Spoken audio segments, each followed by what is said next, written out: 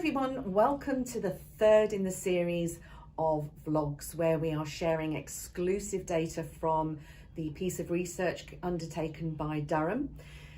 Michelle, I'm really intrigued about results. I love results and I love to be able to share results when they're so good, and I know what these results have shown. But I wonder if you can share with our listeners, what were one of the key findings in your results? Yeah, I'm really excited to be talking about it. The best thing for me, I think, that we've sort of shown is that where irrigation is effective at 3 months, it's a really good indicator that it's still going to be effective at 12 months and actually even longer. There was quite a significant proportion of respondents in this study who were irrigating for 5 years plus, which demonstrates that actually if it works, the effects last. Because I think you'll agree, in order to irrigate, because it does require motivation and time commitment. Yes, absolutely. So patients will only do it if it's helping them, really. You've got evidence now to say that that really does work, and that brings in as well, it kind of fits in with the decision guide, so it validates what's being said in the decision guide as well, that, you know, to try irrigation up to 3 months, and if it doesn't work, that MDT discussion, if it does, carry on, because we know that it will continue to work. Absolutely. That is absolutely superb. So were there any other key findings that you might like to share? That actually we showed that irrigation works for all types of functional bowel disorders. Okay. So things like particularly diarrhea, so patients with diarrhea and IBS mixed symptoms as well benefited long term from irrigation, and I think that's fairly new information. So it'd be good for healthcare professionals to have an awareness of that, so when you're getting those sorts of patients, you might consider using irrigation for them. So that's quite excited about that fact. Yeah, absolutely. It's very, very interesting.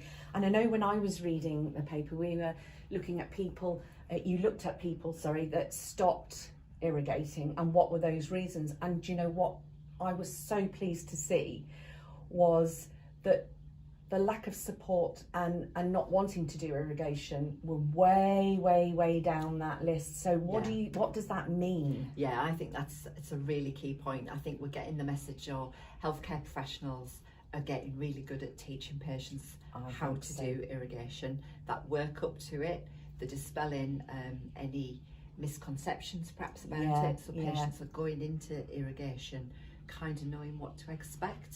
So where they did stop irrigating, it was because irrigation really didn't improve the symptoms, and we know that it doesn't work for everybody.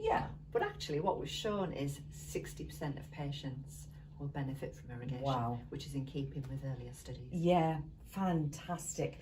And with any piece of research, there's always questions afterwards, and is there anything around the research that perhaps hasn't been answered, or do you think could hold for future research, or are you keeping that under your hat?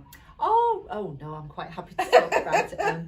I think the differences between men and women is quite interesting. Okay. So in the study, the majority of respondents who were irrigating were female. We only had 16 men who irrigated, so we can't really draw any conclusions from that data. But what was really interesting was that of the women that were irrigating, it was for predominantly constipation type symptoms, but for men it was predominantly diarrhea type symptoms. How interesting. So perhaps that's something that could be explored further down the line. You know, do men and women irrigate for different reasons? Very good.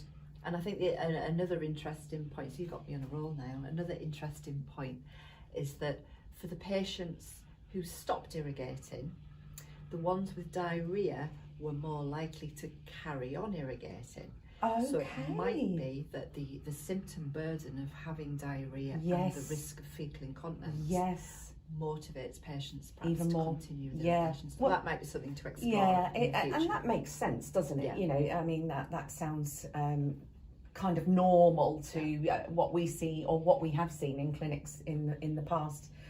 I love this information, and I'm really pleased, and I can't wait for the article to be published. And I know, is that going to be soon? It'll be soon, yeah, it'll be in the next month or two. So Oh, watch this brilliant. space. So yeah. if anyone's interested in having any more information, can they contact you? Absolutely, yeah. So you can contact me through McGregor Healthcare. Yeah.